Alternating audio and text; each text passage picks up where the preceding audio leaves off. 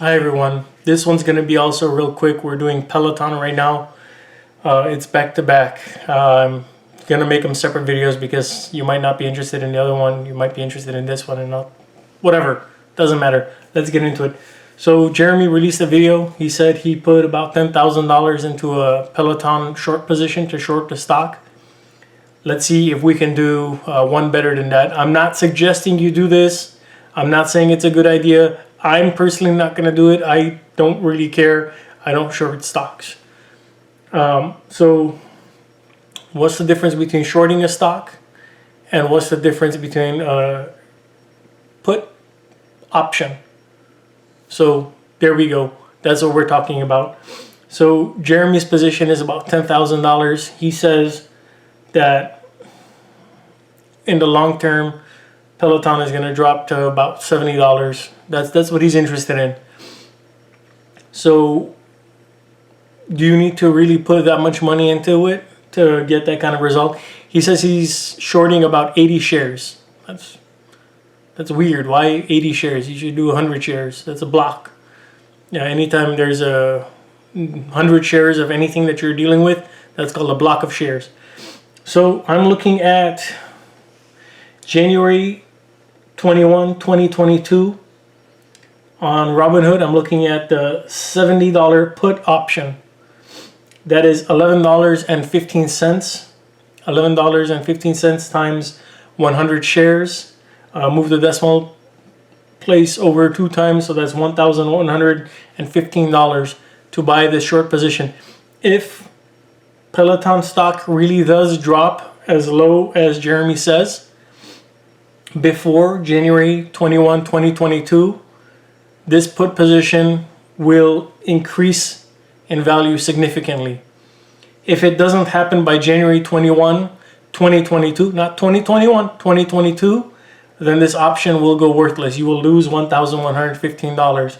But if it happens in the middle of next year, let's go over what options do for you. You're paying for time, you're paying for volatility, and you're paying for intrinsic value. Now here we don't have any intrinsic value because it's a synthetic object. No such thing exists. This is something that the broker made up. It's imaginary. It doesn't exist. But it does exist because the broker says it exists, and it exists on Robinhood. It's not as crazy as something that you can't buy on Robinhood. That's the good thing about Robinhood, because if it's not there, then you know it's a little bit sketch and you shouldn't get into it. You have to pay a $50 commission on it. Okay? It's, if you follow Jeremy, you know what I'm talking about. So if you're interested in shorting Peloton, I think this is the better bang for your buck. If Peloton drops, let's say March, May, or June of next year to even $80, because it's getting so close to that $70 marker, and because if something so dramatic happens, the volatility is going to spike even though you're losing time, and the value is going to spike because it's so close to the actual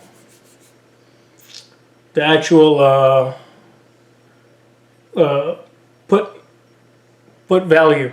So I would go for that. It's going to cost you 10% of what Jeremy spent.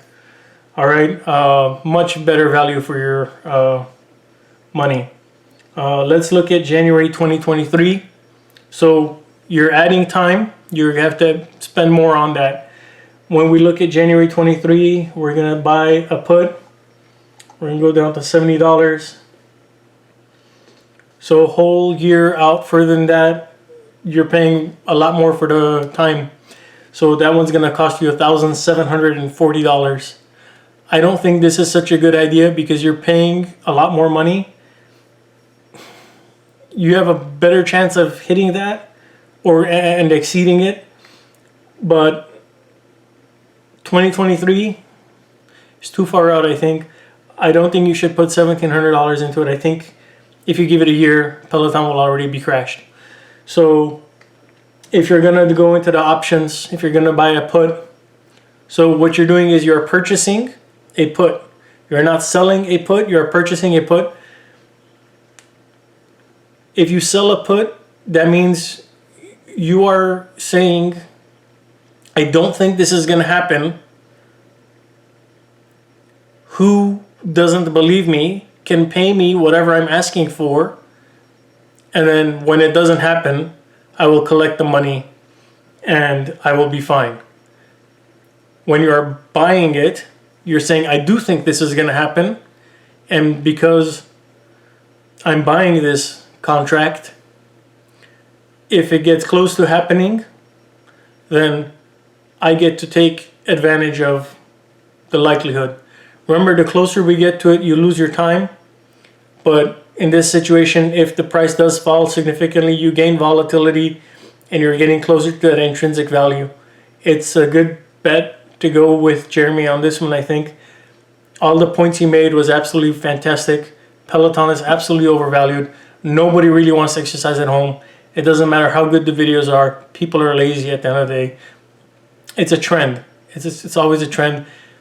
To motivate somebody to exercise all the time is impossible. People will do it for a month. People will do it for 2 months. People will do it for 6 months. But people always revert to their old, lazy ways. People are creatures of habit, and that's not going to change. I don't care who says anything. America has an obesity problem, not a fitness problem. America loves McDonald's. Look at McDonald's stock. Way bigger market cap than Peloton here, okay? McDonald's is the winner, not Peloton. You can short Peloton. I'm not a financial advisor. I'm not telling you what to do. But if you were to do something, instead of purchasing a short position, which is not possible in Robinhood for good reason, you should go ahead and buy a put option. It costs 10% of what Jeremy did and has the potential to give you much more reward. Maybe a $10,000 payout, so a 10x payout, but only a 10% investment. Like, sub, comment. Let me know if what I'm saying makes sense to you. Let me know if you need me to explain this a little bit more. I'll be glad to. I don't want to make this video too long. I expect to gain some subs out of this. I expect to grow this channel. As you can see, it's a very, very small channel. I would appreciate whatever help you can give me. Thank you. See you guys. Bye.